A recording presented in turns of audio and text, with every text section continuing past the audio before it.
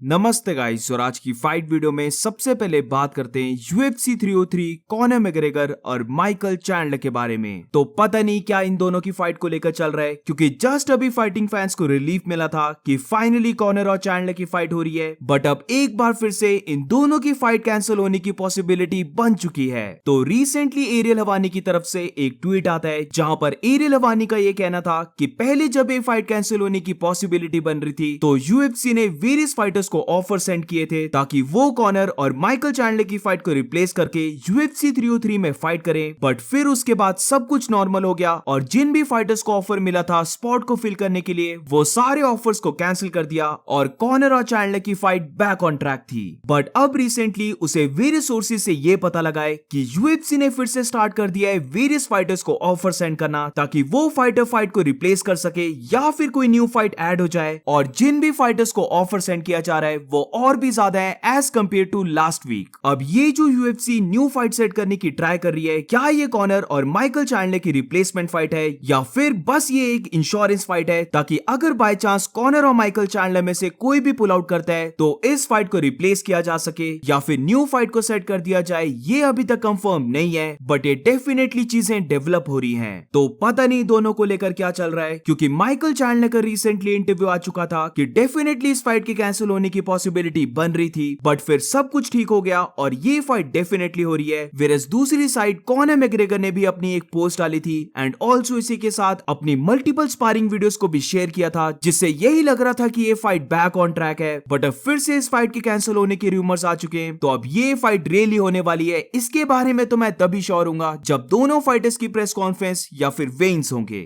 अब कॉनर की बात लगी थी तो आज की नेक्स्ट फाइट अपडेट में बात करते हैं UFC 302, जहां पर इस्लाम महाचेव और डस्टिन पोरियर ने कार्ड को हेडलाइन किया था। इस कार्ड ने कितने पेपर व्यूज को सेल किया है, तो ये बेसिकली कॉनर से अपडेट आया है कि UFC 302 ने 500 के पेपर व्यूज को सेल किया है। तो बेसिकली यहाँ पर कॉनर ने इन नंबर्स को ट्रोल किया है, जहां पर कॉनर ने कहा कि 500,000 पेपर व्यूज कुछ भी नहीं है। अब मेरी ओपिनियन में ये नंबर काफी सॉलिड नंबर है, गिवन दैट अगर हम 302 के कार्ड को देखें जहां पर सिर्फ 2 बड़ी फाइट्स थी और इनमें भी जब हम इस्लाम महाचेव और डस्टिन पोरियर की फाइट के बारे में बात करते हैं तो काफी लोगों का यह मानना था कि डस्टिन पोरियर इस फाइट को इजीली हारने वाला है and also Dustin Poirier title shot deserve भी नहीं करता है। उसे सिर्फ ये टाइटल शॉट मिल रहा था क्योंकि लाइट वेट डिवीजन में कोई भी नहीं था जो इस्लाम महाचेव के साथ फाइट कर पाए। तो इन सारी चीजों के बाद भी 302 के कार्ड ने 500,000 पेपर व्यूज को सेल किया है, ये मुझे लगता है काफी बड़ी बात है। अब ऑब्वियसली जब डस्टिन ने बोला था कि ये उसकी लास्ट फाइट हो सकती है तो उसका भी थोड़ा सा पॉजिटिव इंपैक्ट पड़ा होगा, बट स्टिल 302 जैसे कार्ड के लिए 500,000 पेपर व्यूज को सेल करना काफी इंप्रेसिव रहा।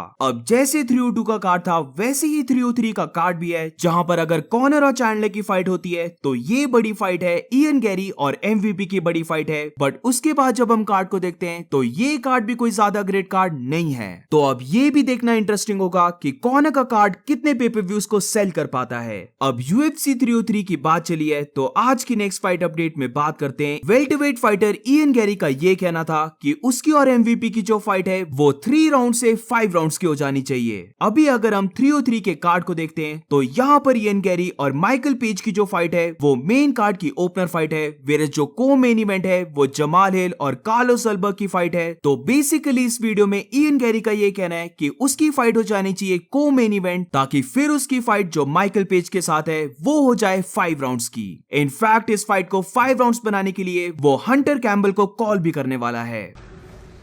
Just finished a really good training session. I'm feeling fresh, I'm feeling ready. I think we should do 5 rounds. I'm going to get on the phone to Hunter in the UFC today and let's push for a 5-round co-main for this. Let's push it. This is a fight where we're representing the Irish. MVP, get ready for 25 minutes of pain. आज की next fight update में बात करते हैं middleweight champion Dricus Du Plessis ने क्या कहा कि उसने क्यों इजराइल अदसाने के साथ UFC 300 में फाइट नहीं की एंड ऑल्सो उसने क्या कहा रॉबर्ट विटेकर और हामजा चिमाएव के बारे में। तो जिसको याद है 300 कार्ड के लिए UFC सीख कर रही थी कि उन्हें कोई मेन इवेंट फाइट मिल जाए और इसके चलते उन्होंने ड्रिकस डु प्लेसी और इजराइल अदसाने को भी कंसिडर किया था, जहां पर इजराइल अदसाने ने तो फाइट को एक्सेप्ट कर लिया था बट ड्रिकस डु प्लेसी ने फाइट करने से मना कर दिया था। तो उसने उसने Q300 के कार्ड जो इतना बड़ा कार्ड था वहां पर फाइट करने से रिजेक्ट कर दिया। इस चीज को एक्सप्लेन करते हुए ड्रिकस डु प्लेसी का ये कहना था कि फाइटिंग उनका करियर है और उन्हें इस चीज के लिए स्मार्ट होना पड़ेगा कि कब उन्हें फाइट करनी चाहिए और कब उन्हें फाइट नहीं करनी चाहिए। फॉर एग्जाम्पल अगर हम अलेक्जेंडर वोल्कानोव्स्की को देखते हैं तो फर्स्ट फाइट उसने इस्लाम महाचेव के साथ काफी क्लोज की थी, बट अगर सेकंड फाइट के बारे में बात करें तो उसने इस्लाम महाचेव के साथ काफी शॉर्ट नोटिस में इस फाइट को एक्सेप्ट कर लिया। जहां पर अब अलेक्जेंडर के बारे में कोई भी ये चीज नहीं बोल रहा है कि उसने इस्लाम महाचेव के साथ एक शॉर्ट नोटिस में फाइट ली थी, बट हर कोई यही बोल रहा है कि अलेक्जेंडर नॉकआउट हो गया इस्लाम महाचेव से।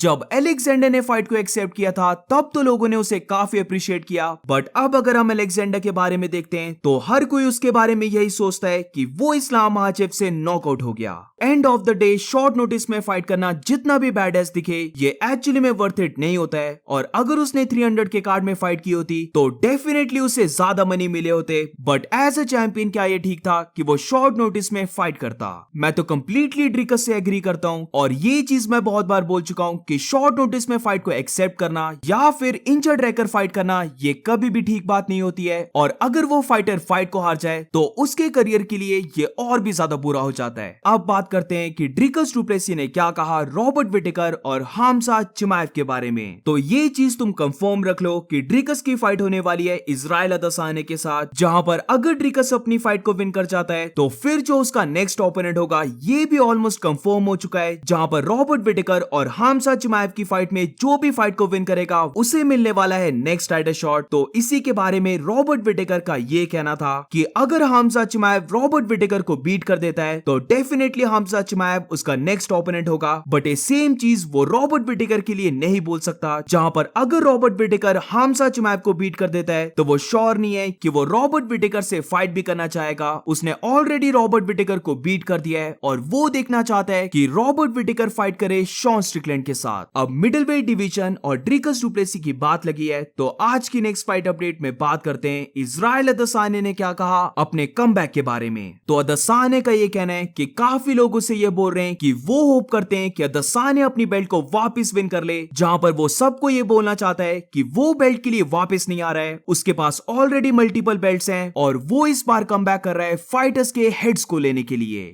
I'm excited. It's been a year, or almost a year, like 11 months by the time I get back in the octagon. People always like, oh, I hope you get the belt back. I hope you get the belt back. Like, I have belts. I don't need any more belts. I'm coming for heads. That's what I want to do. It's just a few that I have to touch. I'm excited to come back, but everything comes at its own time. So right now it's just this time for training, we're chilling, working, relaxing, healing. And then when it's time for killing. आज की next fight update में बात करते हैं heavyweight champion Jon Jones ने respond किया है उसके सबसे टफेस्ट ओपोनेंट डोमिनिक रेयस का। तो मैं काफी हैप्पी था जब इस संडे डोमिनिक रेयस विन कर गया, जहां पर विन के बाद जब डोमिनिक रेयस से जॉन जोन्स के बारे में पूछा जाता है तो डोमिनिक रेयस का ये कहना था कि जॉन जोन्स की लेगेसी में हमेशा ये चीज रहने वाली है कि वो उससे बीट हुआ है। ये कोई बिलीफ नहीं है बल्कि ये एक फैक्ट है कि जॉन जोन्स उससे बीट हुआ था।